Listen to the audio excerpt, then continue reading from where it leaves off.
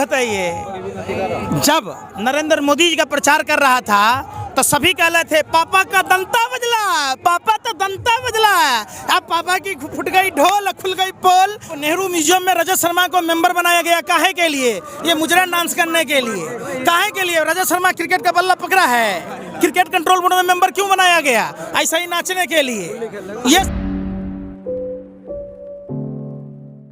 होती है। रजत शर्मा जो बहुत पुराने पत्रकार भी हैं, बड़े पत्रकार भी, उन्होंने कहा कि कुछ जुगनू इकट्ठे हुए हैं एक सूरज को छिपाने के लिए। आप सुनिए ना, रजत शर्मा जैसे लोगों को, इन प्रकारों को आवारा कुत्तों की तरह भौंकने वाले नफरती चिंटू को अगर पत्रकार कहिएगा तो फिर पत्रकारिता लोकतंत्र के चौथे स्तंभ को मने मुंह में कालिख पोतने की बात है। कहाँ है रजत शर्मा जो आपकी अदालत में अब बड़ी बड़ी बातें करता था? बच्चों, 25-30 रुपये का पेट्रोल डीजल चाहिए कि नहीं? 200 रुपये का सिलेंडर चाहिए कि नहीं? 350 रुपये का महंगा लग रहा था, अब 750 रुपये का सस्ता लगता है। अरे सुनिए ना भैया, आप भी भाजपा टीसल की तरह मत बनिए। 200 करोड़ रुपया हर गांव को मिलने वाला था। काला धन का इतना बड़ा लंबा सूची था। 500 की गड्डी लगाकर स्वर्ग से सीधे धरती पर उतरने की तैयारी कर रहा था। वो आदिमानव कहाँ है? फिर वही बात, रजत शर्मा को पद्म सम्मान किस बात का मिला है? तो वो मुजरा नाचने का, भाजपा के आगे सवाल पूछने का। आप बताइए ना, आप नेहरू म्यूजियम में रजत शर्मा को मेंबर बनाया गया, काहे के लिए? ये मुजरा डांस करने के लिए। काहे के लिए? रजत शर्मा क्रिकेट का बल्ला पकड़ा है, क्रिकेट कंट्रोल बोर्ड में मेंबर क्यों बनाया गया? ऐसा ही नाचने के लिए। ये सब सरकार के आवारा कुत्ते की तरह हैं। सुनिए बात, ये 24 घंटा भौंकते रहते हैं। बम फोड़ना ही आतंकवाद नहीं है। कभी रजत शर्मा जैसे पत्रकार ने माँ का दूध पिया है? अगर इंसानियत की में है जन्म लिया, अगर इंसान के बच्चे हैं, जो भाजपा के तमाम वो नेता चलें, हम चलते हैं अरुणाचल प्रदेश, गांव खाली करा के दिखाएं, यहाँ आके किसानों को बदनाम करते हैं, ये आवारा कुत्ते की तरह। वही वाली बात है। ये कृषि मंत्री कह रहे हैं कि इस बिल में काला क्या है, उन्हें यही सुनना है। दाल में काला नहीं है, पूरा दाल ही काला है। किसी मंत्री को भी मालूम है, जब तक काला नहीं था तो संशोधन की बात कैसे किया? अगर उनको ये काला पता चल जाता, जब इनके टीम के कैप्टन को पता नहीं चला, तो काला के ही चक्कर में ना जसोदा बहन जी भरी जवानी घुट घुट कर मरती रही। नहीं तो अगर मौन मिला होता तो बात सुनिए पत्रकार महोदय, बात बनाने से अगर बेटा पैदा होता तो गंधारी के 100 को था, नरेंद्र मोदी को 1 करोड़ होता। मोदी की बात कर रहे हैं, आप काले धन की बात कर रहे हैं। 15 लाख रुपए किस्तों में आते रहे, 2-2000 करके। कौन सा 2-2000 करके किस्तों में आते रहे, 15 लाख रुपए। कौन सा 2000 आ रहा है? कौन सा? किसान स्मृति योजना। पत्रकार महोदय, आप लोगों ने सरकार की दलाली में, भरवागिरी में इतना स्तर खो दिया कि आप अभी कभी कैलकुलेशन नहीं करते। 6000 रुपया सालाना का मतलब हुआ 500 रुपया महीना।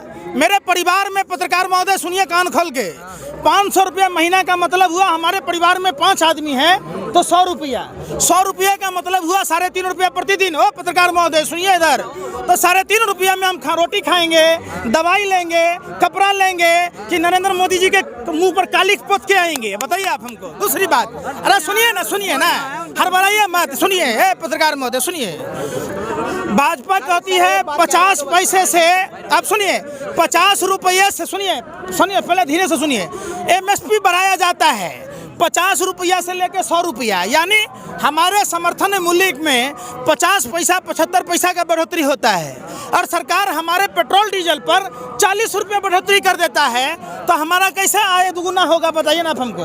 हमारा किडनियों बेच के हम सदा पाएंगे, हम दिन प्रतिदिन गरीब हो जाएंगे। तो आप इसको स्मृति योजना का नाम नहीं दीजिए, उसी स्मृति योजना को। अरे सुनिए ना, बजट में कटौती 13% की हुई है, मतलब किसान कम गया। नहीं, बजट में लोन भी दिया, लोन। अरे फिर वही बात, आप शिक्षा के बजट में कटौती, कृषि जो इंश्योरेंस पर हुआ था उसमें कटौती, तमाम बजटों में जब कटौती हुई तो प्रधानमंत्री को नए संसद भवन बनाने की जरूरत क्या थी?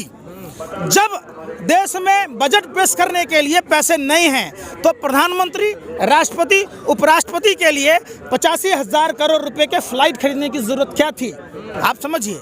आप उसी तरीके से ना बात कर रहे कि अपने घर का बर्तन हंडा बेच दीजिए, कलर टेलीविजन खरीद के ले आइए, अपना किडनी बेच लीजिए, अपने लिए कार मोटरसाइकिल खरीद लीजिए, तो ये कोई अच्छा बात है? और मियां खलीफा ने जब ट्वीट किया तो बाहर के जो लोग, अंदर के जो सेलिब्रिटी थी, वो एक दिन में बाहर निकल के आ जाते, हमारे घर का मसला है। तो जब बाहर कुछ मसला होता है, ये उसी सांप के बच्चे की तरह हैं। किसी ने सांप के बिल में गर्म पानी डाल दिया हो और सारे सपोले बाहर आ गए।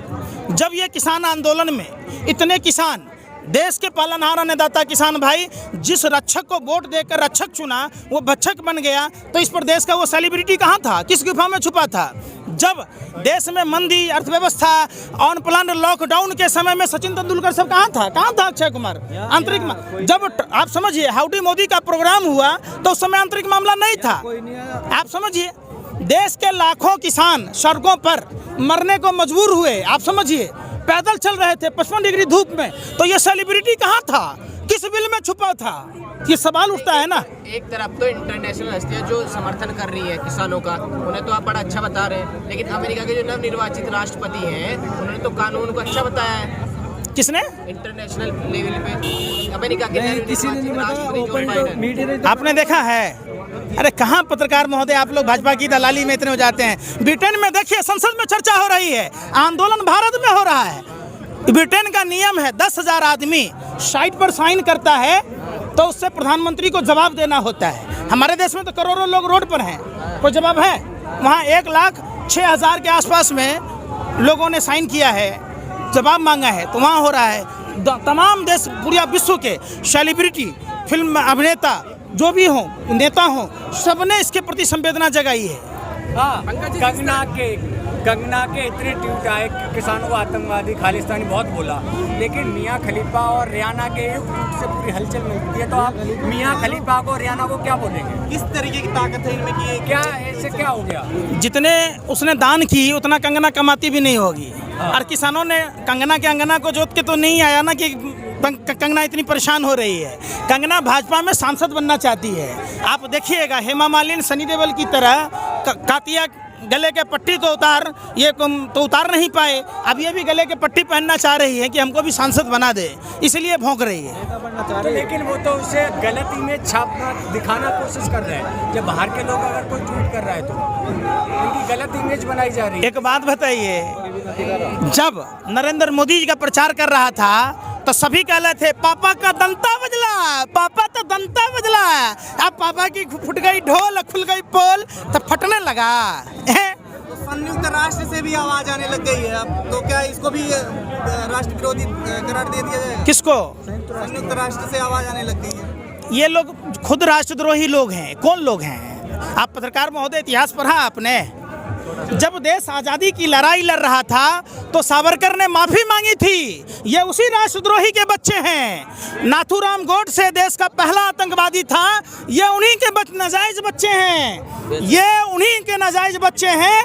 जब 1941 में श्यामा प्रसाद मुखर्जी बंगाल प्रांत में वित्त मंत्री बना, धर्म के आधार पर विभाजन की बात हुई, ये उसी सपोले के बच्चे हैं। ये उसी सपोले के बच्चे हैं जो 1942 में भारत छोड़ो आंदोलन कुचलने की बात की। ये उसी सपोले के बच्चे हैं जिस पर सरदार पटेल ने बैन लगाने की बात की, देश के लिए खतरा बताया। ये वही सपोले के बच्चे हैं जब भगत सिंह जैसे क्रांतिकारी योद्धा को उनकी गवाही पर फांसी के तख्तों पर झूलना पड़ा। ये वही सी सपोले के बच्चे हैं जो सपोले के बच्चे अखंड भारत को खंड खंड करा दिया। सिंध प्रांत में मुस्लिम लीग के गुलाम मुस्तफा खां और जिन्ना के साथ सिंध प्रांत में सरकार बनाई, धर्म के आधार पर विभाजन की बात की, अखंड भारत को खंड खंड करा दिया।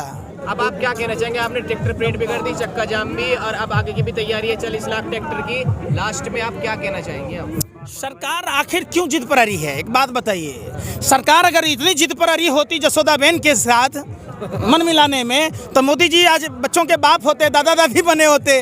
किसानों को क्यों अमीर बनाना चाहते? समझिए, दलाली वापस कर दीजिए ना रामू काका, क्यों परेशान हैं आप छोड़ दीजिए, आप कानून वापस ले लीजिए। देश और हरियाणा में लगातार महापंचायत का गठन किया जा रहा है, आखिर इस महापंचायत से क्या संदेश जा रहा है? सिर्फ उत्तर प्रदेश और हरियाणा में ही नहीं चल रहा, पूरे देश में चल रहा है। आप लोग ये कह के किसान आंदोलन को कमजोर मत कीजिए। कल के चक्का जाम में केरल में भी हुआ, बिहार में भी हुआ, बंगाल में भी हुआ, धीरे धीरे पूरा देश जाग रहा है, महाराष्ट्र में हुआ। तो आप सिर्फ ये कह के कि सिर्फ हरियाणा, पश्चिम उत्तर प्रदेश, पंजाब, चक्के जाम का तो असर हुआ नहीं कुछ जनता पे? अरे सुनिए ना, हम लोग कोई भाजपा आरएसएस के नेता नहीं ना है कि बसों में आग लगा दें। हम लोग किसान हैं, हमारे ही देश की संपत्ति है। लेकिन वो तो कह रहे विपक्ष है, भड़का रहा है। 26 जनवरी विपक्ष का जसोदाबेन के कान में कह दिया था कि नरेंद्र मोदी से साथ घर मसमसाना। अरे कहाँ आप सुनिए, इनको कोई कांग्रेस का कथावाचक नहीं ना चुना है, देश का लीडर चुना है। डीलर बन के काम कर रहे हैं, तो इनको क्या समझ में आएगा? खबरों में बने रहने के लिए फोरम 4 को सब्सक्राइब करें और नोटिफिकेशन पाने के लिए बेल आइकन दबाएं।